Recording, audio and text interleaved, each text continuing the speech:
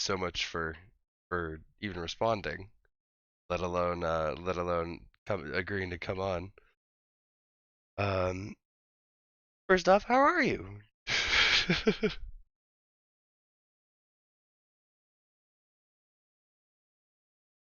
That's fair. That's a very good point. Yes. I guess all things considered, probably could be better.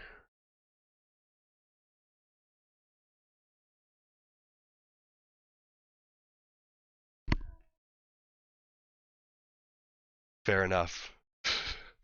My apologies, but no, I'm just excited to have you on here. I don't really know what to do with myself. But once again, um, for those of you that don't know, this is Dave J. Fielding. This is Zordon, the one, the only. Um, and yeah, if it's okay, I just ask you a couple questions and just see how we're going and stuff, and hang out, talk about stuff. Yeah. So first off, I'm just curious, just the through just what I know of like the process of how Power Rangers was made. I was just curious during the audition process, like how did they explain like the show? And like how did they explain like what your role in the show was gonna be too? Like just gonna yeah, that's it? That was the whole sale? Now did you actually like go on set or were you totally in like a booth situation and then you didn't really see what you were gonna be until you actually saw the show?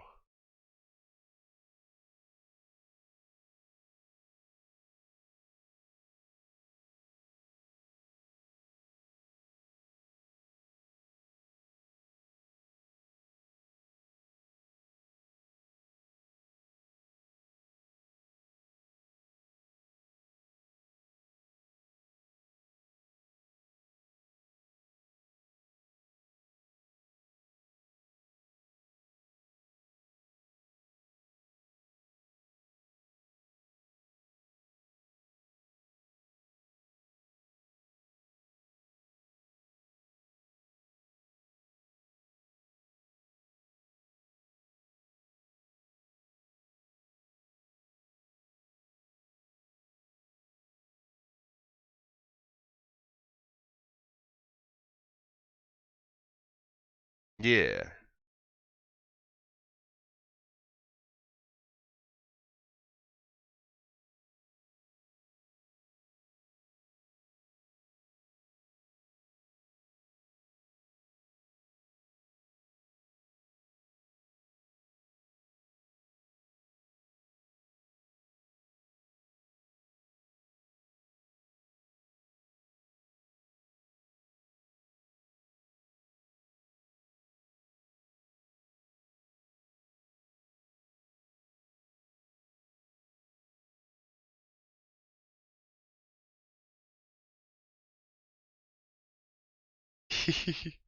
So you hadn't like heard of like Super Sentai and anything before then of like that, or?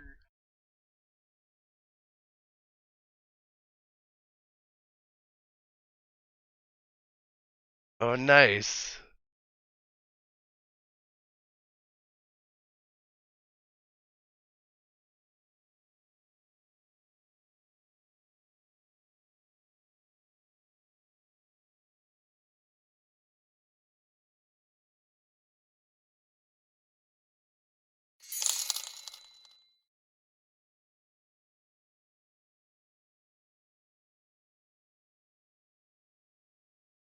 So yeah, so you totally knew what all the Toku stuff was going on then, hey?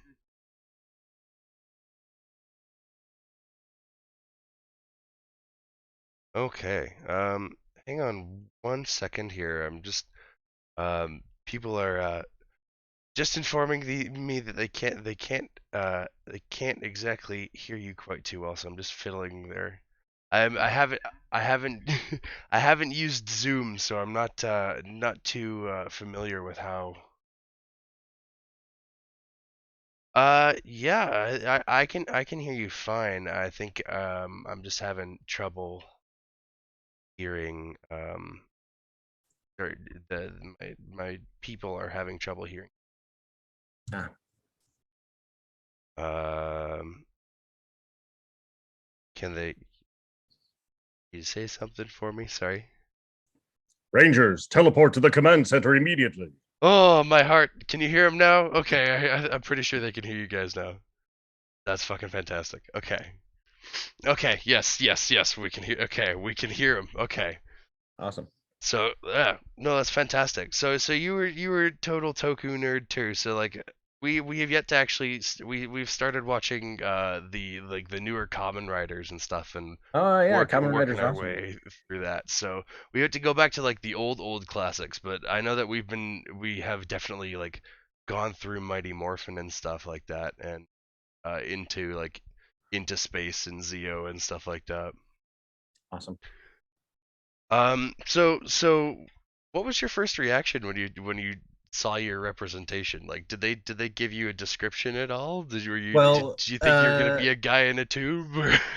well, when I was cast, I was very excited because it was like my first professional gig in LA. And when I was told that the show was picked up, I was really super excited. I was like, wow, I get to work on a TV show. That's fantastic. But I was also told that they were not going to film me anymore, and that I would just be providing the voice of the character from going forward. So I was very disappointed in the fact that I wasn't going to get that sort of like full experience of working on a television show. I wasn't going to be on set. I wasn't going to be sitting in the makeup chair and doing costume fittings and all of that stuff. Um, which was one thing that I really regret about my time in LA was that I never really got to experience that. Um, and after the next year of just sort of I was very much like Zordon on the show. Yeah, I was completely separated from everybody. Um, because after meeting the cast during the audition and meeting with them the day that we filmed, I didn't see them again for over 20 years. So it's great to be a part of a show that has is a touchstone for pop culture.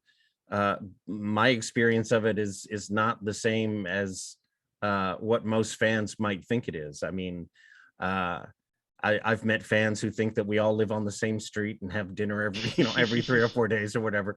I But mean, yeah, not gonna lie, the whole mental picture of like, hey, let's all go down to Dave's house, and he's, right, like, right, yeah, right.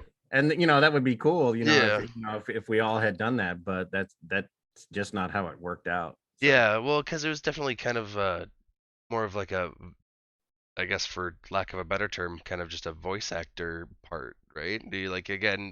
well, yeah, I mean, it really wasn't pitched that way to me. I was under the and when you look at the first episodes, my name is at the front of the credits of the show. I mean, Yeah, I'm considered like a co-star part or whatever, but the character itself was really sort of relegated to a background uh performer. He was there to serve a single purpose, which was to deliver exposition or to help guide them in one way or give them a supportive speech in another. And that was basically his function. He which is very interesting, from a mentor standpoint, because if you look at other mentors in TV shows or cartoons, or like Splinter from Teenage Mutant Turtles or Professor X from the X-Men, I mean, those characters at some point they get into the fight with everybody else. yeah, But Zordon doesn't. Zordon is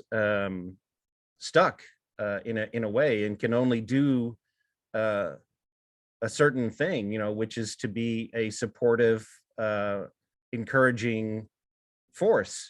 And I think that's really great for 5 or 6 year olds who are watching the show and hearing that there is that one person that's going to support them no matter what.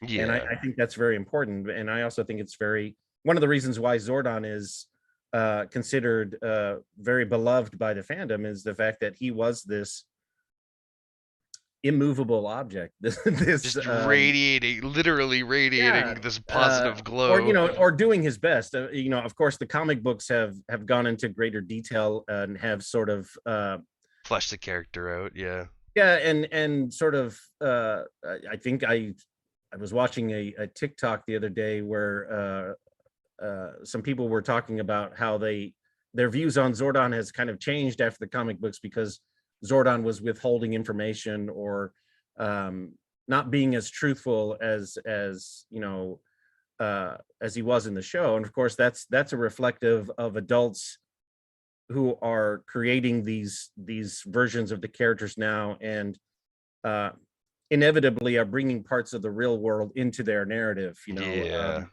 How we're all sort of on one level or not disappointed with our uh, parental figures or our guardian figures or whatever. And that's just natural. That makes them more complex. It makes them more believable. So I really enjoy what they've done with the comics and how they've brought the character into a more realistic uh, interpretation. So I think that's very cool. Kind of added different layers and stuff like that, and actually made it kind of the, again, like you said, kind of more of a three-dimensional character as opposed to Yeah, just because I being like mean, a. the version that I played on the show was very cardboard. I mean, very two-dimensional. There was no there was no complexity to him whatsoever. No hidden agenda or anything like that. I mean, it was just straight up, this is what's happening. So yeah. Yeah, that's fair. So like I guess like you said too, it's been more of a kind of a background relegated role, right? Do you get approached on the street at all? Do people stop you or flag you No, down or? no, I am unknown in the wild, which is fine. I mean, it's uh I guess every actor has that sort of fantasy of The what if, getting mobbed or having to sign autographs on the street or whatever. But uh, I only get recognized at conventions or something like that. If I'm out going to the grocery store or whatever, nobody knows who I am. So That's, I mean, and yeah, I guess like you said too, there's probably that element of the fantasy, but at the same time, I can understand the equal struggles of being like, hey, everybody knows who you are at the same time, kind of, right? well, I mean, it's a double-edged sword. For sure. Uh, there are a lot of good things about being famous or having some sort of notoriety, and then of course there's the downside about being famous too. You give up a lot of your time, you give up a lot of your space. Everybody wants to have a piece of you, and then if it goes bad, we have things like Johnny Johnny Depp trial or Yeah. something like that. I mean, it's very interesting how quickly um, folks can turn. Court of public opinion, Yeah, right? yeah. I mean, Yeah. you're up one day and down the next. I mean, that's how it is. Yeah, fair enough. Do you have any, I guess on that same note, do you have any like crazy fan stories? Have you had anybody just like show up at your house or anything like that or anything like, No, not no? really. I mean, I'm not of a level where I would encounter anything like that. I mean, I've run into fans who are very nervous and who are, they tear up, or they just don't know how to react because I'm like everybody else. I'm just a regular human being. That's Um, totally fair. Well, but I've it's been freaking out for the past like couple days for sure. I It's mean, it's been interesting being able to say that I have Zordon's email. yeah, it's very surreal to know that there are hundreds of thousands of people around the world who know who I am. Um, I've been to Jakarta, Indonesia. I've been to Ireland. I've been to Lima, Peru.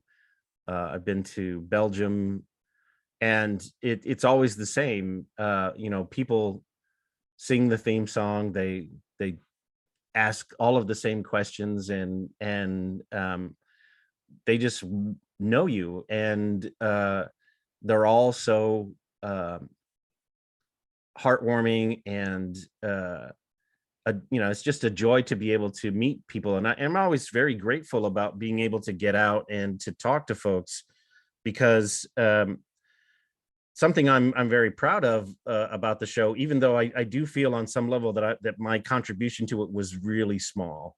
Um, but knowing that the show was such a positive thing for people, um, gives me kind of hope that things will get better. I mean, we kind of chatted a little bit before you went live or whatever about the horrific events of the last couple of days, and it's stuff like that where it makes you feel like the darkness of the world is just getting stronger and stronger. And but then you try to hold on to the things that kind of give you hope, or add some sort of light to the world. And something that I was a part of 30 years ago does that every day for people. And to be a part of that is something that I think is to be proud of, to know that that show influenced enough people to want to live a life of service. They become EMTs, or they become doctors, they become they do service in the military, that sort of thing. So I think that's great, and that's something I'll carry with me for the rest of my life. Yeah, I mean, it's definitely something to be proud of for sure. God knows that, like, I there's so many times that as a kid I always kind of, again, just use the show as some kind of weird vicarious living through it kind of thing, right? Is you get to be the good guy, you get to have the Yeah. positive outlook, and have that hope. And I think that's what a lot of people have taken the show to be. Um, and I don't, it's just, again, like you said, it's very interesting, the parasocial relationship of, I guess, having the attachment and being involved with something that means a lot to people like that, right? Yeah, I mean, it's given me opportunities that I normally would not have. I could never have imagined myself traveling around the world to Indonesia, or some of the other places that I've got to go to, and the show has provided me that opportunity. And I think, if you meet as many people as you can, if you uh, talk with people from diverse backgrounds, or from a different life experience than you, it's only going to enhance your view of the world. It's going to widen it some, make it, um, because Expand. yeah, you find out, we have much more in common than we have differences. And with, people screaming at you every day, either through headlines or social media, whatever, that, this side over there is bad, or that side over there is bad. I mean, you really start to sort of like scratch your head and wonder, it's like, well, why do you think that way? And uh, the more you widen your gaze, the more you start to understand that it's that's only the view of a very limited amount of people. And Absolutely. unfortunately, the way that it seems to work is the people that bark the loudest are the ones that people pay attention to. I don't bark very loud, unfortunately. Yeah, it's a hard thing being somebody to fight for love in this day and age, for sure. Yep. But again, I think that's why it means the world to me to have you on here, because again, it maybe to you, you feel your contribution was small, but I know for a lot of people that they couldn't even have a childhood without having Well, Zordon I in there, mean, like, the character was a very big part of the show. oh I yeah. when I talk about my contribution was very small, I'm talking about in um, the amount of work that I was required to put into it. Like the original cast, they worked 16-hour days, Hmm. 7 days a week or 6 days a week, and so they were there in it day after day, doing all these long hours. And I would just go in every 6 weeks or whatever and do voices, for a couple of hours, and then go home and not have to worry about it. And so on one hand, I feel very like I said, I'm a part of it, but I'm also very separated from it, and I would like for it not to be that way, but that's just the way it is. That's So, fair. Yeah, the dynamic played out. But so out of curiosity, and I apologize, I'm not too familiar with the like the whole comic arcs. But did Zordon ever have a Zord that you're aware uh, of? not that I'm aware of. Again, the Zordon that we meet in the comics, he's one of the guardians on the planet of Eltar. I don't know if they had Zord. Again, I haven't read the latest issues. I catch snippets here and there online and whatever, but uh, I'm not a comic collector, so I don't have a subscription. I've been gifted a number of issues, and that's always fun to to be able to catch up. And I've met and talked with Kyle Higgins and Riot Parent, the guys who are who wrote what the latest version of those characters are, and so I mean it's always fun to see the different tangent that they go on, but as far as I know, Zordon doesn't. I mean, there'll probably be fans coming after you saying, "Oh, he does," and it's this and this. Um, and I'm always amazed by that because a lot of the fans are so detail oriented. They could tell you exactly what you said in what episode and at what point, and it's like, wow, that's a great memory or whatever. Oh Uh, yeah, even as but somebody who enjoys the show, I understand that the Power Rangers lore goes way oh yeah, deeper than anybody thinks. oh yeah. But I mean, it's the same thing with a lot of other fandoms. There are people who are obsessed with Star Wars and Star Trek, and Can they name can. every type of Oh battle yeah, I class, mean, like yeah. yeah, they quote all the technical manuals for Star Trek, and I'm like, oh wow, okay, that's detailed. Well, what was it? I can't remember what school it is, but I'm pretty sure there is at least one university in the States that offers like a Klingon course. Well, there you go.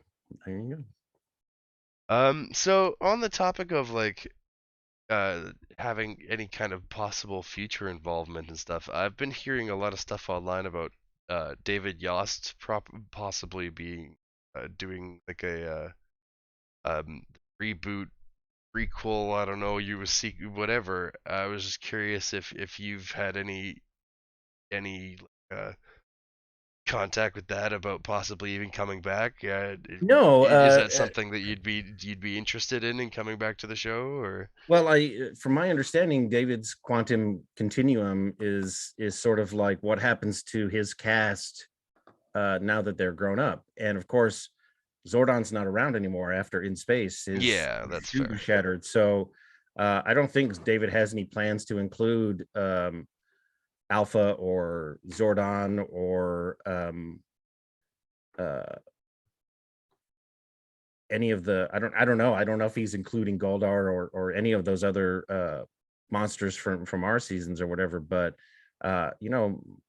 more success to him. I hope it does. I mean, because anything that continues to keep the brand alive, that's going to pull me along with it, whether people want it to or not. I mean, Would you be down I'm to come back if you had the opportunity for whatever reason? if they did like an animated version, I think I might come back. I'm not very into being in front of the camera these days. It's not who I am That's anymore. fair. I concentrating on my writing and that kind of thing. I'm for the longest time I wanted to be in television and movies. I wanted to act. I wanted to do that sort of thing, but the last 20 years or so I just don't have a passion for it anymore, and I think they should have people that want a passion for it, and that's great. But um I hadn't been contacted, haven't had any. I mean, I've seen David post about it online, but I know as much as you guys do about it. So, Okay, that's totally fair. Um, and on the topic of you said you were writing. What else have you been working on? What are you working any current projects? Are you? well, my current project is to finish the Lincoln Bright series of novels. The first two are out. The third one will be out later this year, and I need to finish it up, wrap it up with book four. So that's consuming 90% of my creative time these days. um, I write short stories every now and then, and I've had a couple of people contact me about possibly, working on different writing projects, but nothing that's actually come of fruition or anything like that. So I just, I keep my head down and I keep plugging forward with the stories that I like to tell, and try not to let the real world darken too much of my life. So That's fair. I got one of my viewers asking, like, how did you get into like acting? Was it there any particular point that you're just like, I'm gonna be an actor, or did you kind of stumble into it, or? when I was about 6 years old, um, I had read comic books. I had seen the Adam West Batman TV series. Classic. I had watched episodes of the British show The Avengers and Doctor Who, um, and had been watching Saturday morning cartoons and stuff. But around I think around 6 or 7 years old, um, I had caught Lon Chaney's The Wolfman on Saturday afternoon chiller theater or whatever, and Another classic. I was really taken with the idea of turning into a wolf. I thought that was freaking awesome, and so I think at that point I really started. I kind of got the notion that I could play Wolfman on the playground, but wouldn't it be cool if I could play Wolfman on the TV or something like that? And so then I started reading a lot more, and thinking about all sorts of different projects that it would be fun to be a part of, because I saw these films being shown, and kind of understood what the concept of being an actor was. But it wasn't until I got to like junior high and high school that I really started to pursue it with a kind of, I think this is what I want to do kind of thing. Yeah. But I've always sort of like been a storyteller. I've always wanted to entertain on some level or other. But I think it was pretty early on that I knew I wanted to do something big, and it it was never sort of like the Downton Abbey or the Kramer versus Kramer type of movie that I wanted to be in. I wanted to be in something epic. I wanted to be in something where there were big monsters, where there were special effects, and that sort of thing. Those are the kind of movies that I wanted to be a part of. Yeah, you wanted to Uh, get in with Ultraman and stuff like that kind of yeah, thing. so Yeah. so when I got tapped to be a part of a kids superhero show with big giant robots and big rubber monsters, I was like, oh, this is so awesome. And we were when the show was first on the air on Fox Kids, we were paired in the same hour with the X-Men cartoon. Oh So wow, yeah. I was like, oh, I'm in the same hour with the X-Men. That is cool. So yeah, I mean, I kind of always wanted to be on screen or whatever for a Yeah. while. So yeah. Wow. So and again too. So did you think that the show would take off as much as it did? No, I mean, at the time it was just a job. I mean, I could see the appeal of, one of the things that Saban and that show did right was the toys were in the hands of the kids the day the show went on the air. And normally when you look at a show like that, like He-Man or Teenage Mutant Ninja Turtles or um, whatever, you would have to wait 6 to 8 months for those toys to show up in the stores. Yeah. But the kids had those toys in their hands the day of, so they could.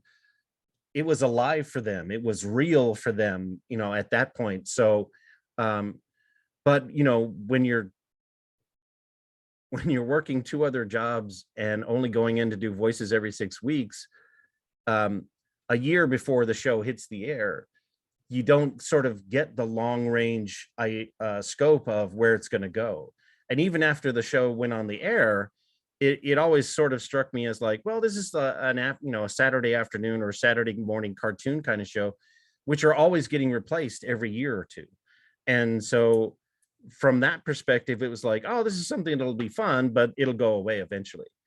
And of course, it didn't. And but I left LA shortly after the show went on the air, and um, that first Christmas of '93 was in a shopping mall, looking around for Christmas presents for folks, and the KB toy store was just getting overrun by people, and I was like, "What is going on?" And that's when I saw the Power Dome for the first time that had my face on it, and I was like, "Wow, That must be I'm surreal. never, yeah, I'm never gonna see a penny of that." And that's when it kind of struck me like, "Oh wow, I guess this is kind of a big deal." And then I heard, the stories of them shutting down the LA freeway for the live show, and was like, "Wow, I guess this is pretty big." And then I kind of forgot about it for 20 years or whatever. Didn't keep up with it.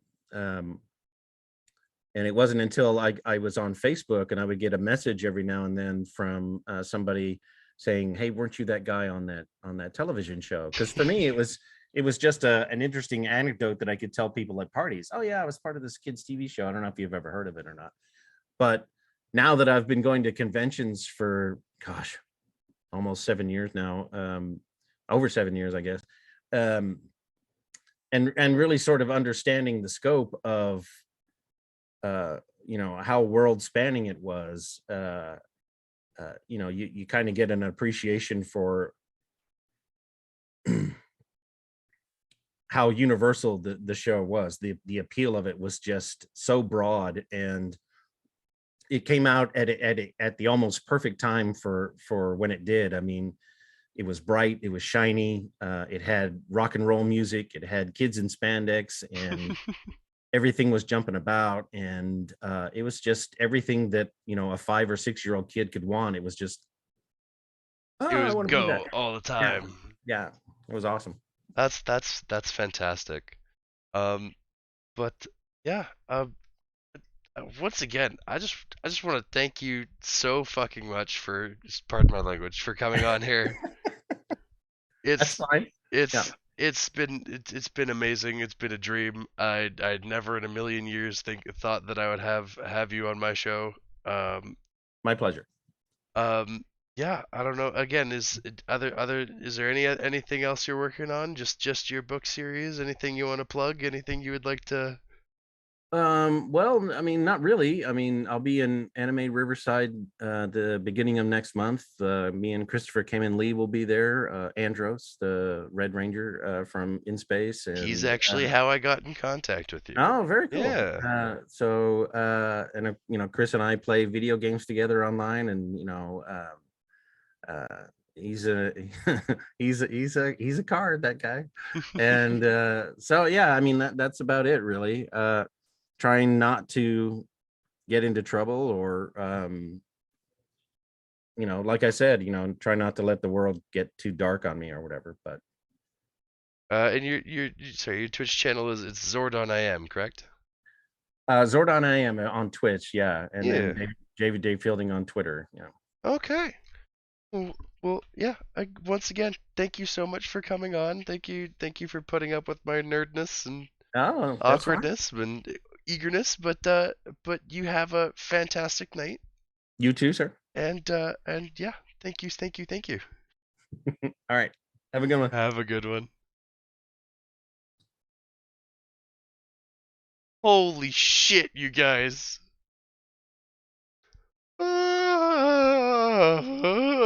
I'm freaking out. Happened. That happened. That happened. That just happened. Also, I want to see that clip because this is something for me. Sorry. Rangers, teleport to the command center immediately.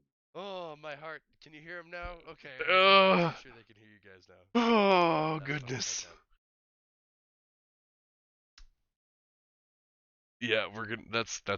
We need to find that. We need to isolate that. That's going in there. That's gonna be some kind of.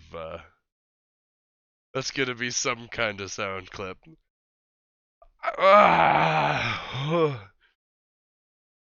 Holy shit! I don't know what to do now. I don't know what to do now.